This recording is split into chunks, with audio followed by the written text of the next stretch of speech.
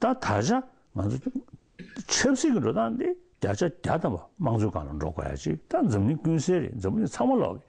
다 첨비 미지 네베 차로도 여도 유지리디 이내 강다 망조 타는 로 돼야 돼.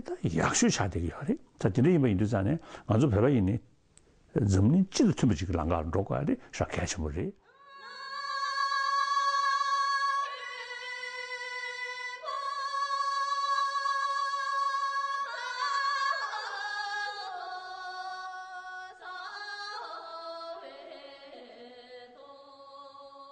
His Holiness the 14th Dalai Lama began planning for a future democratic Tibet years before the Chinese invasion.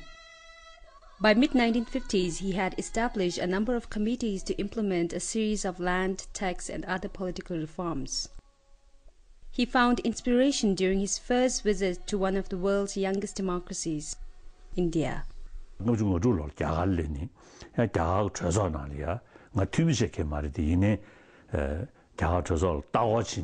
아주 통불해. 저 당원의 전에 그 라와 담주 라와 지금 망조스 대하디 커제지 그게 가서 우리 개선해야 돼. 치세 낭세 채토야. 뒤에 야디 모사기야 그렇죠. But before the young Dalai Lama could bring his vision of a democratic Tibet to fruition, China's takeover of his country forced him to seek refuge in exile in March of 1959. The government of India generously opened its doors to him and the 80,000 Tibetans who spilled over the Himalayan passes fleeing persecution.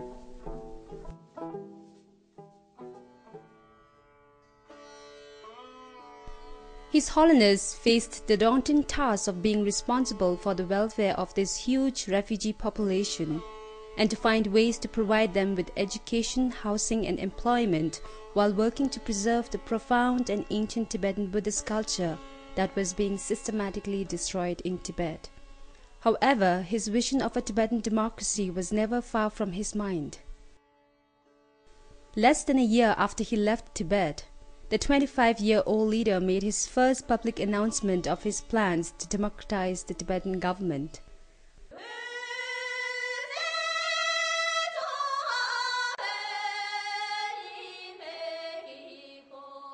In 1960, Tibet's first elected body, the Commission of Tibetan People's Deputies, took their oath of office on September 2nd, a date that every year is celebrated as Tibetan Democracy Day. The first written constitution for a future democratic Tibet was drafted in 1961 and promulgated by His Holiness on March 10, 1963. The Constitution is based on the United Nations Declaration of Human Rights, guaranteeing equality before the law and freedom of expression, assembly, and religion. But along with the modern norms of democracy, the exiled Tibetan government has incorporated its traditional values in an article that is unique among modern political constitutions, that Tibetan polity shall be based upon the principle of non-violence. His Holiness has always initiated and occasionally found the need to encourage a reluctant Tibetan community to take up democratic principles. 개기 고도도 이나다 겨울무치기 다바 겐로 조키야디 파샤체 다 망조 지구기 있어야기 섬주 용야디 도시 몽구지가 로리야 무추를 소리 준 것도 내려 충분해. 다디 파지 추주 리지리니 도안에 아주 마음에 쩌림 신지지 sö제 디닝도지 파지 추주 리스물로 이미 마사라체리 디나라 겨울무시가 왕저디 아니 그게 계시인이 그게 거바로 충분이나 아니 겨울무시 왕저디 두주 단 거야. 사실 계시 다 되는 거 쪼래 들이다 그냥 미만나로네 허트갈다 막콘베 소리지. In the first 30 years of exile, the road to democracy was rather slow. All the ministers of the cabinet were still appointed by His Holiness, and there was little financial accountability to the parliament. In 1990, His Holiness the Dalai Lama called a special meeting, which, at his suggestion, expanded the number of parliamentarians. The newly expanded Constituent Parliament adopted the Charter for Tibetans in Exile in 1991. The charter empowered the parliament to elect cabinet ministers and also increased their powers of legislation, policy making and financial control. At His Holiness's suggestion, the special meeting also provided for more representation for women in the parliament, which is reflected in the charter. The establishment of local assemblies helped to strengthen democracy at the grassroots level and allowed for the democratic participation of all Tibetans. In 2001, His Holiness requested Parliament to revise the charter and to provide for Tibet's first public election of the chief cabinet minister, equivalent to a prime minister. 겨울음치 주신이 고치신도 침벌이 콜콜에 대지대도 편도 전부 중요기리. 그래도 이내 따지 주주 열ene 주시리. 아니 나도 뭐 내줄이야. 겨울음치 했으니 지금 미지 더야 뱅게로 참모배도 뿡대로 소리 쉐비는 뒤주 라는 момент 하네 있네. 되냐가 주리. 아니 그 지금 가서 그래 떠주고 전에 따외 전에 쉐비네다 간다 자신의 상담이 있고 아주 별 가진 미망 라왕 탑주지래 뭐도 미개변이 좀 말이 Tibetan exiles from the 55 settlements in India, Nepal and Bhutan, as well as those who had immigrated to places as far-flung as America, Canada and Europe, voted on their choice of candidates. It was a daunting task for the Election Commission to oversee free and fair elections of a people who are scattered over the four corners of the globe. On the 20th of August 2001, the Election Commissioner announced that Professor Zamdong Rinpoche would serve as Tibet's first elected chief cabinet minister.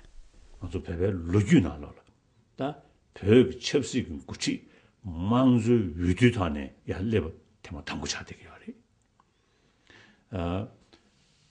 다디 뭐네 시시심을 지다. 럽심을 차 되게 하리.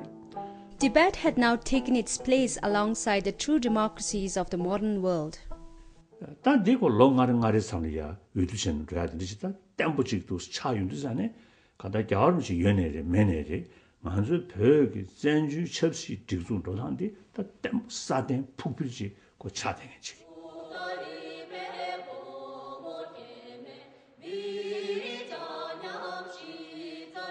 The Tibetan government consists of three bodies: the executive, the legislative, and the judiciary. The Tibetan Parliament is the legislative body representing Tibetans both inside and outside Tibet.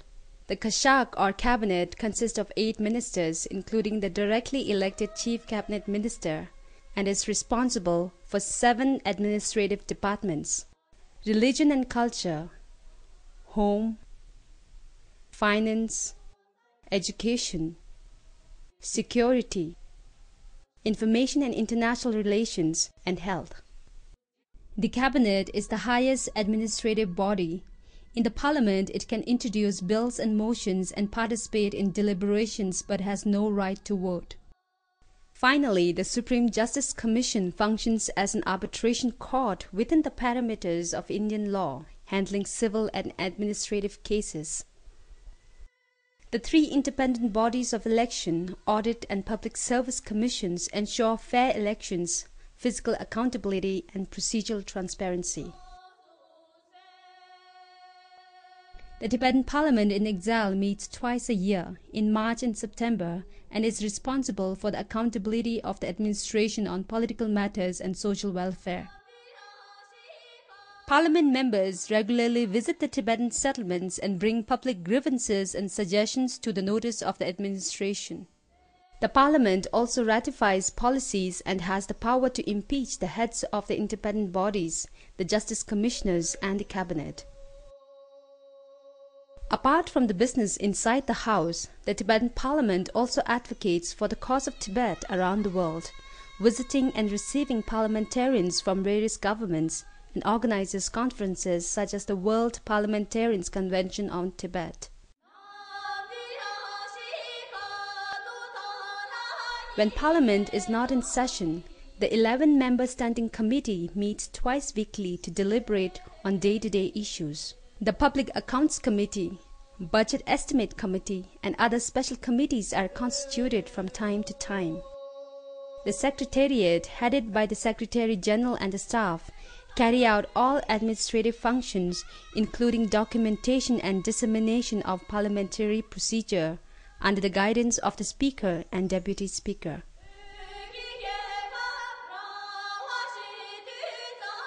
Members of Parliament are elected by a system that is designed to fit the unique situation of a government operating outside of the country it represents.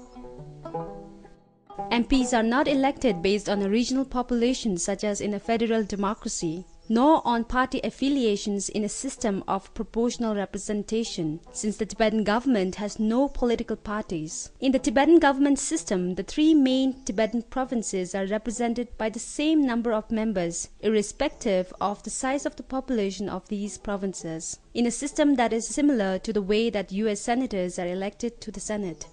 Every 5 years, general elections are held for the members of parliament and the prime minister in one day all over the world except inside Tibet.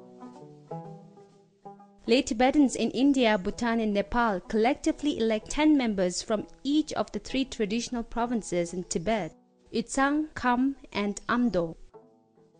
In addition to voting on their provincial representatives, the Tibetan clergy elect 10 more members, 2 from each of the 5 religious traditions.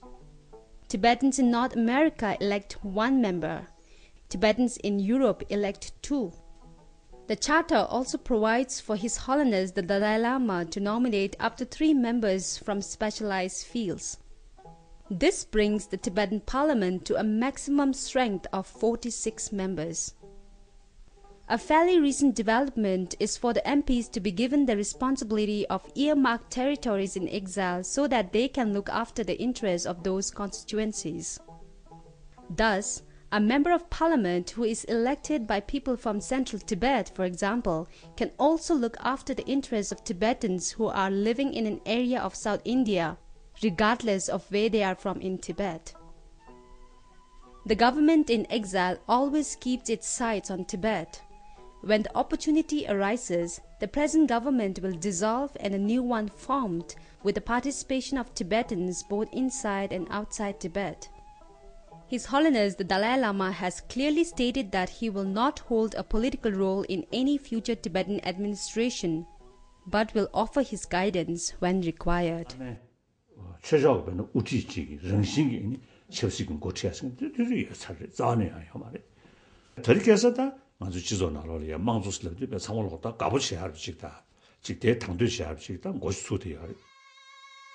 In the future, it is the vision of His Holiness that Tibet will be a zone of peace, its government and its people serving as an example of the possibility of peace and tolerance in the modern world.